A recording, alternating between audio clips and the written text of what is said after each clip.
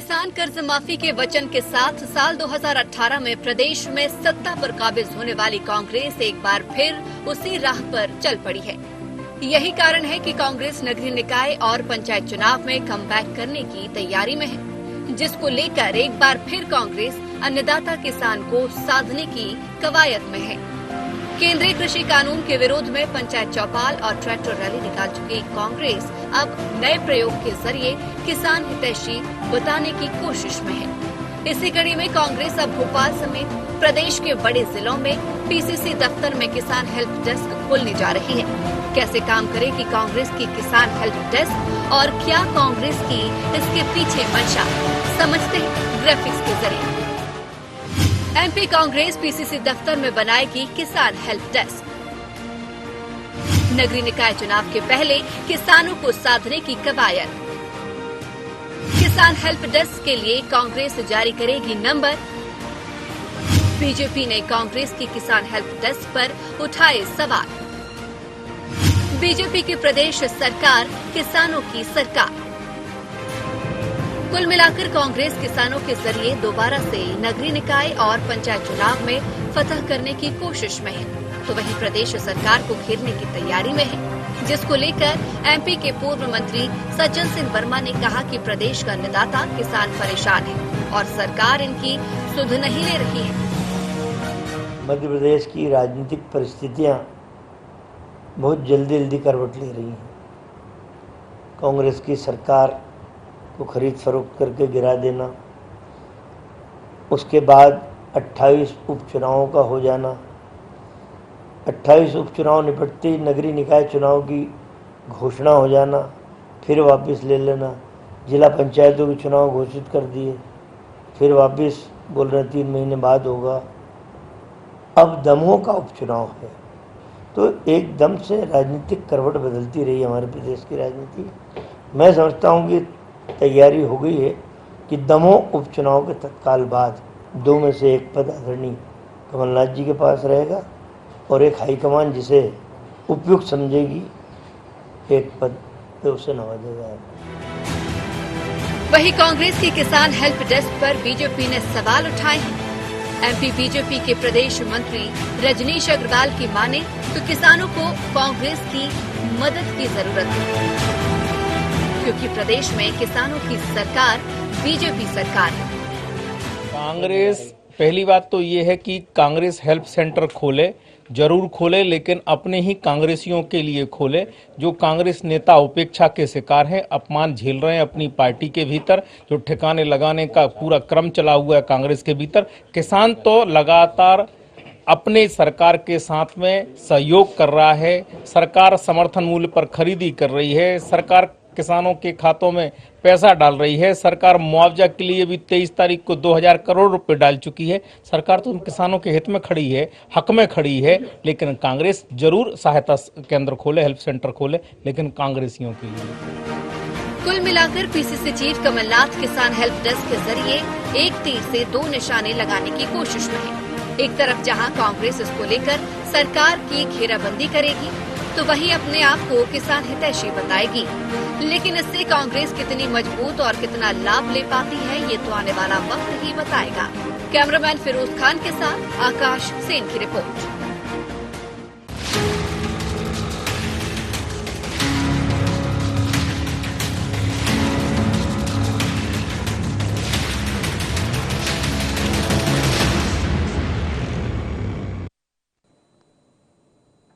नमस्कार, sharp eight 7 में आप सबका स्वागत है। मैं हूं आपके साथ मुक्ता पाठक। एक बार फिर से कांग्रेस जो है किसान अन्नदाता का मुद्दा जो है उसको खेलने जा रही है। अभी प्रदेश में जो है नगरीय निकाय और पंचायत चुनाव होने जा रहे हैं और उससे पहले कांग्रेस का ये मानना है कि जैसे 2018 के चुनाव में, विधानसभा चुनाव के समय किसान कर्ज माफी की उसकी जो योजना थी, जो घोषणा थी, उसके जरिए वो सत्ता पे काबिज हुई, तो एक बार फिर से जो कमबैक करेगी वो नगरीय निकाय चुनाव में, तो उसको लगता है किसान के इश्यूज से वो कमबैक कर सकती है। कांग्रेस अपने आप को किसान हितैषी बनाने की जो है बताने की कोशिश कर रही है। इसके लिए वो भोपाल में कांग्रेस के दफ्तर में किसान हेल्प डेस्क भी शुरू करेगी। हालांकि बीजेपी इसको जो है एक केवल जो है पब्लिसिटी स्टंट मान रही है। उसका मानना है एक्चुअल किसान की चिंता तो बीजेपी ने की है, बीजेपी की सरकार ने की है। तो हम इसी विषय पर चर्चा करेंगे। हमारे साथ स्टूडियो में है हमारे editor in chief Sunil Srivastava ji, मेरे साथ फोन लाइन पे जुड़ गए हैं हुकुम सिंह कराड़ा जी। आप सबका शार्प एट 7 में बहुत बहुत स्वागत है। हुकुम सिंह जी, क्या कहेंगे आप? किसान का मुद्दा, किसान का जो मुद्दा था, किसान हितैषी का ये जो आप लोगों की घोषणा थी और उस पे जो है कांग्रेस सत्ता पे काबिज हुई 15 साल के अंतराल के बाद 2018 में। अब जब नगरीय निकाय पंचायत चुनाव सामने हैं, किसान हेल्प डेस्क, फिर से कांग्रेस अपने आप को किसान हितैषी बताने की कोशिश कर रही। आपको लग रहा है इससे फायदा होगा आने वाले चुनाव में? मुक्ता जी, मैं आपको ये बता रहा हूँ कि किसान हेल्प डेस्क बना रहे हैं हम लोग, कांग्रेस बना रही है और बनाना चाहिए। जैसे मेरे विरोधी मित्र ने कहा कि कांग्रेस पहले अपने घर में सुधार करे, वहाँ डेस्क लगाए। मैं ये बताना चाहता हूँ कि हम तो किसानों के हितैषी हैं। हमने 15 महीने में 1 लाख तक का कर्जा माफ किया है और आगे भी हम करने वाले थे। आपने खरीद फरोख्त कर के कमलनाथ जी की सरकार को अनैतिकपूर्वक गिराया है और किसानों के लिए हम लोग काम करते आए हैं। कांग्रेस पार्टी काम करती आई है, हम हमेशा काम करेंगे। और जहाँ तक आपने कहा कि रिझाने की बात है, हम जो काम अच्छा किसानों के हित में हो सकता है उस काम को करेंगे। कोई उसको अच्छा माने चाहे बुरा माने, हम लोग करेंगे उस काम को। और हमने जो वादे किए हैं उन वादों को जब भी अवसर मिलेगा उसको और पूरा करेंगे। और आज आप बता दीजिए कि एक भी काम 1 साल के अंदर पूरा होने आया है बीजेपी का। इनने मुक्ता जी कौन से ऐसा काम करके दिखा दिया नया कि 1 साल में बीजेपी ने ये किया? 2-2 हजार रुपए बांटकर लोगों को बहला रहे, फुसला रहे, प्रजातंत्र की हत्या कर रहे, चुनाव करा नहीं रहे हैं। कभी कह देते हैं कि नगरीय निकाय के कराएं, कभी कहते हैं कि पंचायती राज के चुनाव कराएं, एक नहीं करा रहे। और बोलते हैं कि यहाँ कोरोना हो गया और उन 5 राज्यों में जहाँ चुनाव हो रहे हैं विधानसभा के, वह कोरोना नहीं है, वह लाखों लोग तो की भीड़ के साथ अमित शाह जी चल रहे हैं। तो ये तमाम सारे जुमलेबाज लोग हैं और ये कांग्रेस की फिक्र न करे। कांग्रेस तो एक है और एक रहेगी। और जो लोग चले गए हैं उनको पता लग जाएगा 6 महीने में भारतीय जनता पार्टी के चरित्र का। और 6 महीने से चले गए हैं, उनको 1 साल हो गया कराड़ा जी, 1 साल हो गया। जनता ने उन पे विश्वास भी दोबारा से उनको दे दिया, उनको जिता के। देखिए, आप जितना भी कांग्रेस ये कहे कि सत्ता जो है, सत्ता का चीरहरण हुआ, खरीद फरोख्त हुआ, चिंता नहीं कर रही बीजेपी सरकार ने कोई काम नहीं किया पिछले 1 साल में। लेकिन तो भी जब 28 विधानसभा उपचुनाव हुए, जनता ने उन्हीं पे तो विश्वास रखा। साहब, मैं आपसे ये कह रहा हूँ कि मेरी ड्यूटी गुना जिले में थी। प्रशासन एक तरफा बीजेपी का पर्दा ओढ़कर काम कर रहा था। 108 की गाड़ी में, 100 नंबर की गाड़ी में, इन सारी गाड़ियों में शराब बंटती थी, पैसा बंटता था। कांग्रेसियों को खदेड़ा गया, मारा गया और गरीब लोगों को मजबूर किया गया। जिस क्षेत्र में मैं था वहाँ शहरिया जाति, सबसे गरीब जाति है, विलुप्त जाति है, वहाँ लोगों को रात में डराया गया, धमकाया गया। ऐसे तमाम अनैतिक कार्य किए गए हैं, ये आप सब लोग जानते हैं।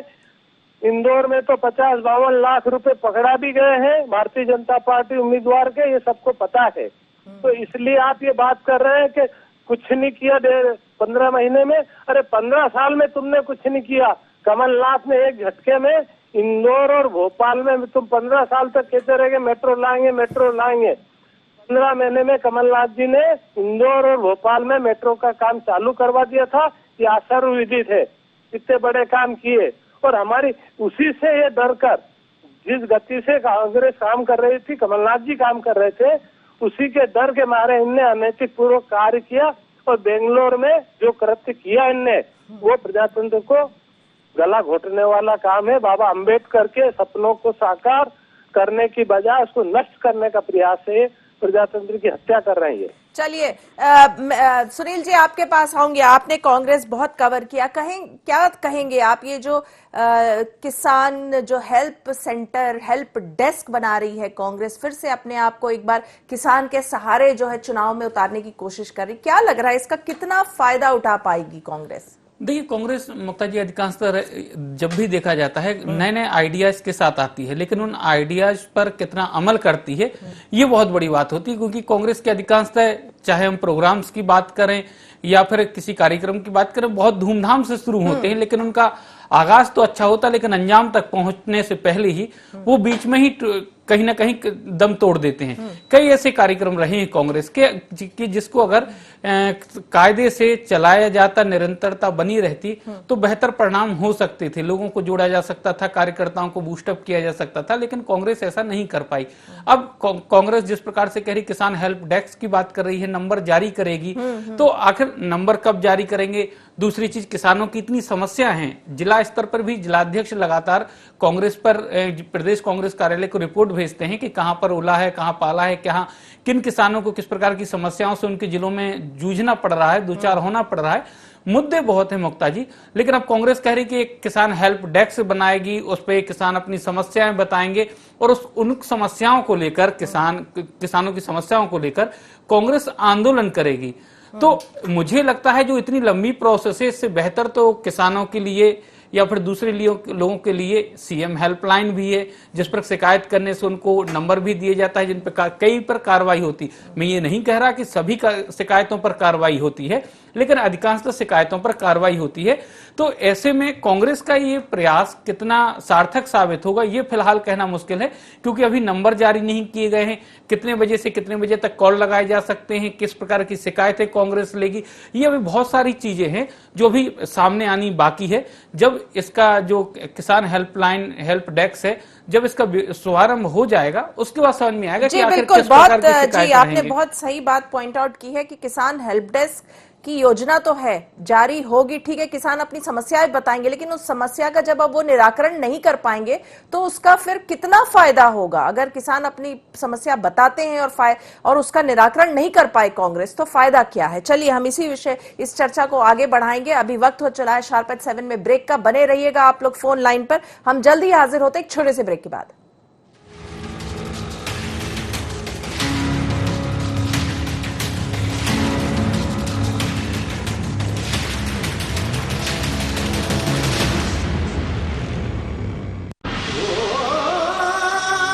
कोई खास है, कोई बात है, कमला पसंद।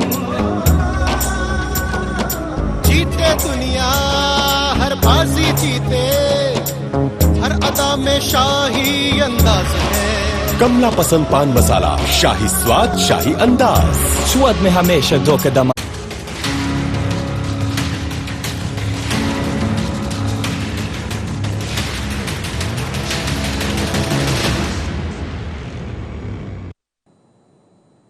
ब्रेक के बाद आप सबका एक बार फिर से स्वागत है। हम चर्चा कर रहे हैं कि किसान हेल्प डेस्क जो कांग्रेस शुरू करने जा रही है उसका कितना फायदा, कितना जो राजनीतिक लाभ है इस बार जो चुनाव होने हैं, नगरीय निकाय और उप पंचायत हो, कितना उसको फायदा होगा। हमारे साथ राजपाल सिंह सिसोदिया जी जुड़ गए हैं। स्वागत है आपका शार्प एट 7 में।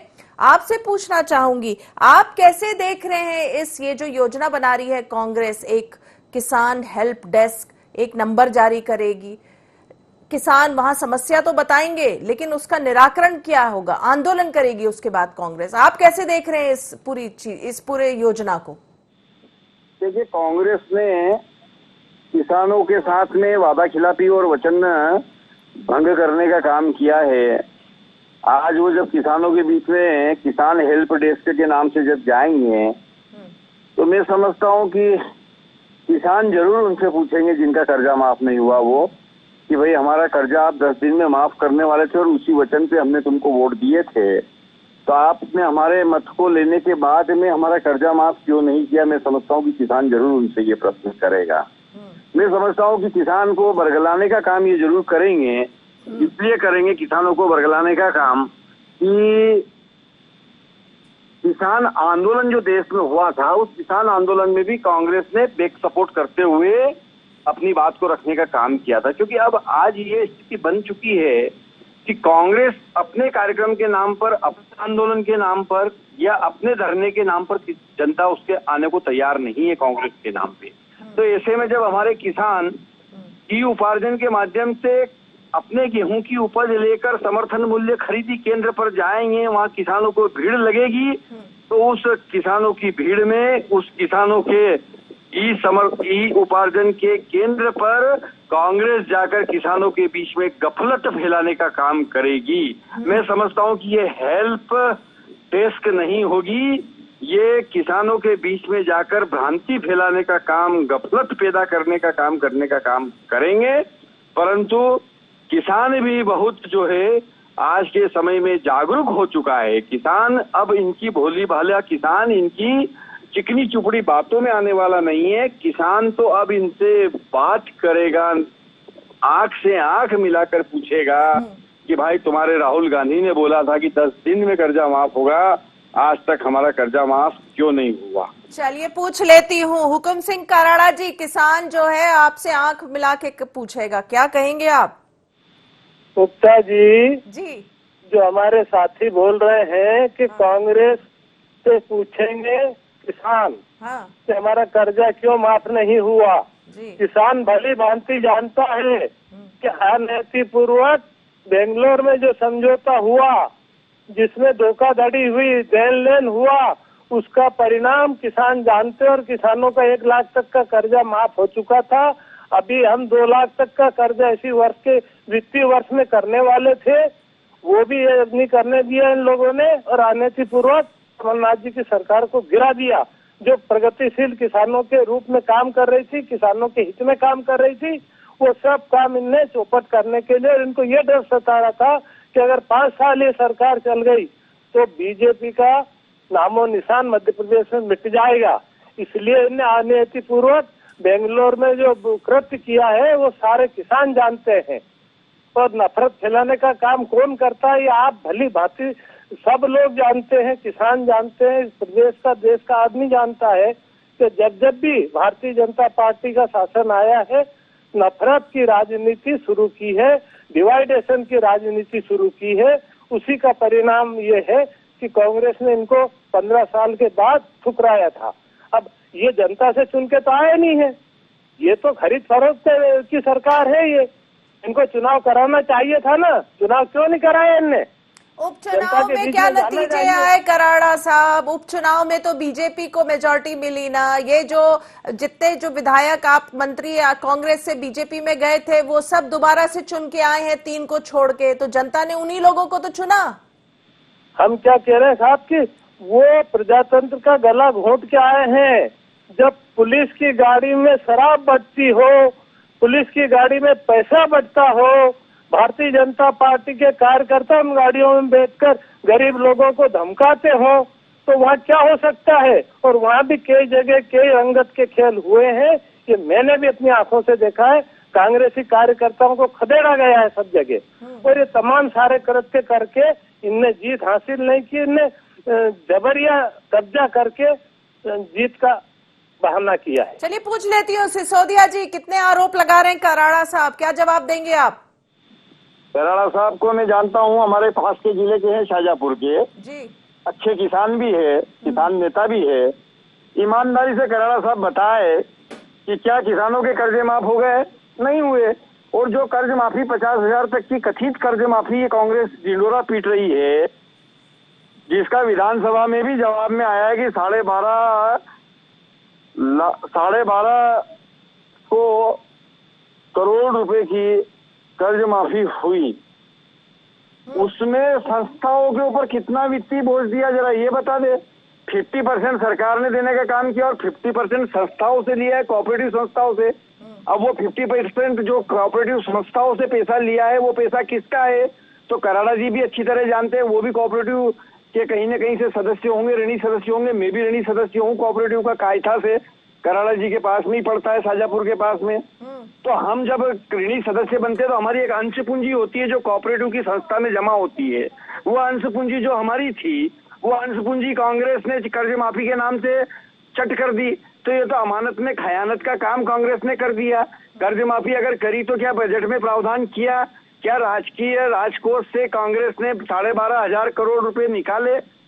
नहीं निकाले। 12,500 के बजाय अगर आप देखेंगे तो राजकीय कोष से 5,000 करोड़ निकले सिर्फ। तो किसान कर्ज माफी के लिए बजट में प्रावधान 5,000 करोड़ का करते हैं और कर्ज माफी 12,500 करोड़ की बताते हैं। तो ये जो 7,500 करोड़ रुपए ये सेवा सहकारी संस्थाओं के माथे डाल दिया और उनके माथे जो कर्जा डाल दिया, वो सेवा सहकारी संस्थाओं में जो पैसा है वो पैसा हम किसानों का है। तो हमारा पैसा देने का इनको क्या अधिकार था?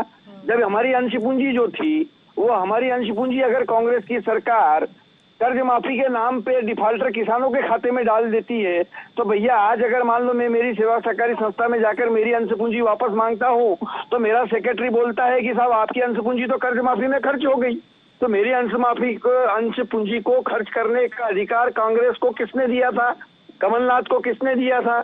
कराड़ा जी को किसने दिया था? ये भी माननीय मंत्री थे। जी चलिए पूछ लेती हूँ, आपने काफी सारे सवाल उठाए हैं। कराड़ा जी क्या जवाब देंगे आप?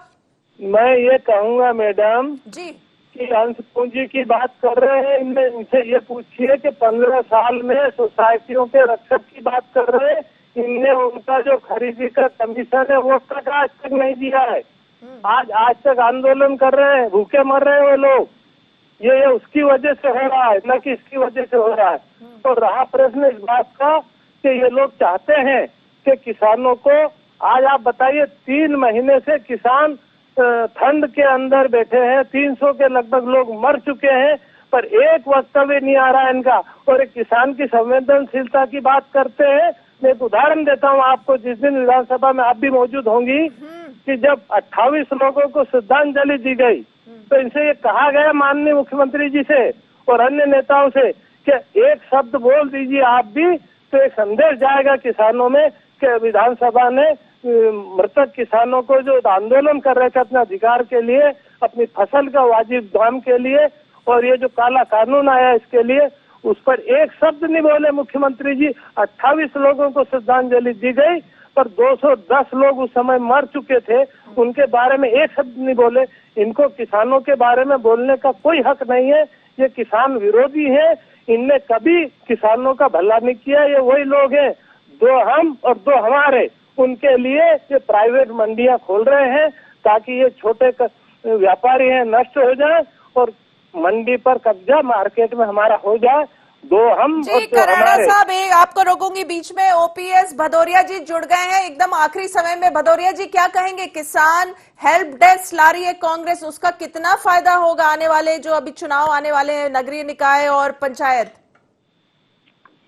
कांग्रेस का ये चुनावी ड्रामा है। एक कहावत है जी, विश्वासघात के साथ किया है। इस तरह की हेल्प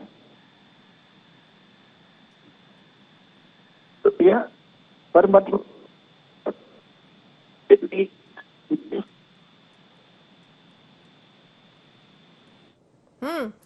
आवाज नहीं आ रही है आपकी साफ से। सुनील जी चलिए जाते जाते आपसे प्रतिक्रिया लेना चाहूंगी। हम लोगों ने बहुत बात की, दोनों नेताओं ने बहुत सारी बातें बताई कि किसान कैसे, दोनों पार्टी अपने आप को क्लेम कर रही है कि वो किसान हितैषी है। क्या लग रहा है, ठीक है किसान हेल्प डेस्क शुरू तो कर रहे हैं, एक अच्छी योजना, एक अच्छी पहल तो है, कम से कम किसानों की समस्या तो सुनी जाएगी। क्या लग रहा है इसका फायदा कितना होगा आने वाले जो चुनाव है?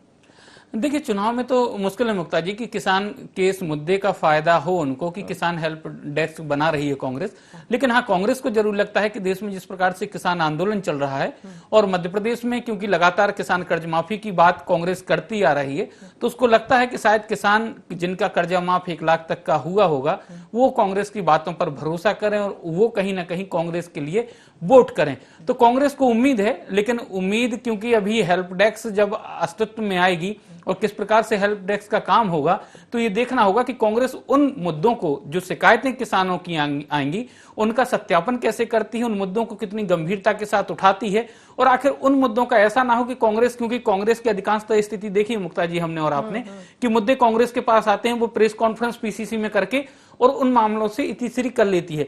तो जो किसान मुद्दे उठाएंगे उन मुद्दों पर सवाल भी उठाने पड़ेंगे, सरकार को घेरना भी पड़ेगा और सड़क पर भी उतरना पड़ेगा, तभी कांग्रेस को इस चीज का फायदा होगा। अन्यथा सिर्फ प्रेस कॉन्फ्रेंस और अखबार और चैनल तक ही सीमित रह के कांग्रेस रह जाएगी।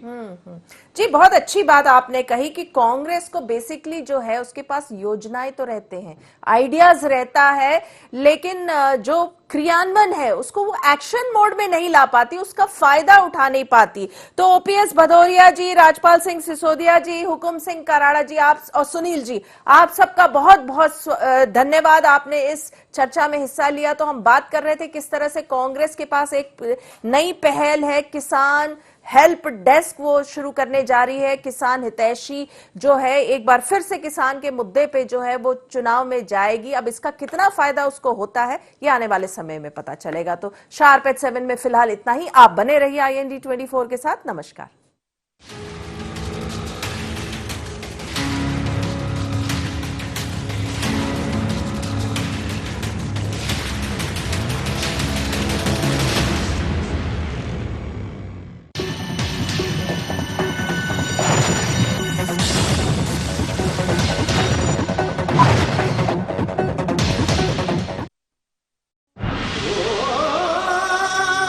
कोई खास है, कोई बात है, कमला पसंद।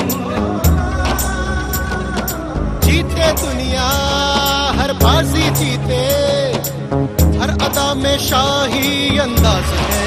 कमला पसंद पान मसाला, शाही स्वाद शाही अंदाज। स्वाद में हमेशा 2 कदम